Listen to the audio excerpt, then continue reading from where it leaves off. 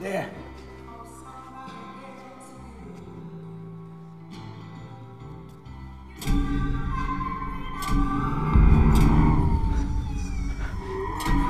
Stay away! Stay away! Stay away from me!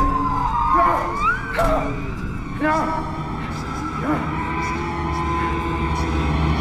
Vanishing on 7th Street takes place in Detroit, where a mysterious, living darkness has fallen on the city, shortening the days, shutting off most of the electricity, and disappearing people right out of their clothes unless they can stay in the light. Science fiction and horror films are sometimes allegories, so I thought for sure that the darkness would be a metaphor for something. Maybe it symbolizes the economic crisis, which has literally left communities and cities like Detroit dark as populations flee in search of work. Maybe it's like the rapture, where the devout are teleported into heaven and sinners and non-Christians are left behind to live in a hell on earth. Or maybe the darkness is the result of a weapon or a science experiment run amok to comment on mankind's hubris or violent nature. You figure it'd mean something, but it doesn't really mean anything, and that's one of the film's several significant problems.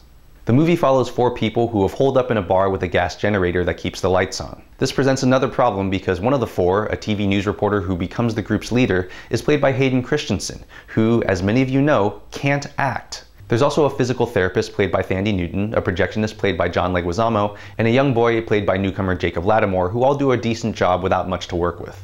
The whole generator thing is a problem since most of the tension involves the generator sputtering, the darkness creeping closer, then the lights coming back on, which gets old and makes it even more glaring that it takes the group most of the movie to realize that maybe they should conserve fuel by turning off some unnecessary stuff in the bar, like, say, the jukebox. Those familiar with generators might also wonder how the generator seems to work for several days without much fuel. In science fiction and horror, you can basically get away with anything as long as you set the rules of that world and don't break them. Unfortunately, Vanishing on 7th Street can't seem to figure out the rules for how the darkness thing behaves. For instance, it kills the batteries in cell phones, but not in flashlights or a solar-powered bus shelter. It kills cars, yet one pickup truck somehow still works, as does the gas-powered generator. The darkness is afraid of light, yet can generate light in order to attract victims. You get the idea. It's sort of a mess.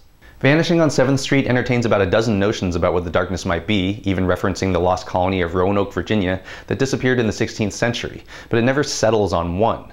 So the darkness basically symbolizes, well, nothing, or rather nothingness, with no point and without even saying if it's a good or a bad thing. That, along with the film's inconsistencies, predictable scares, and Hayden Christensen, turns a movie with an interesting premise into a largely unsatisfying watch, earning Vanishing on 7th Street my rating of just 3.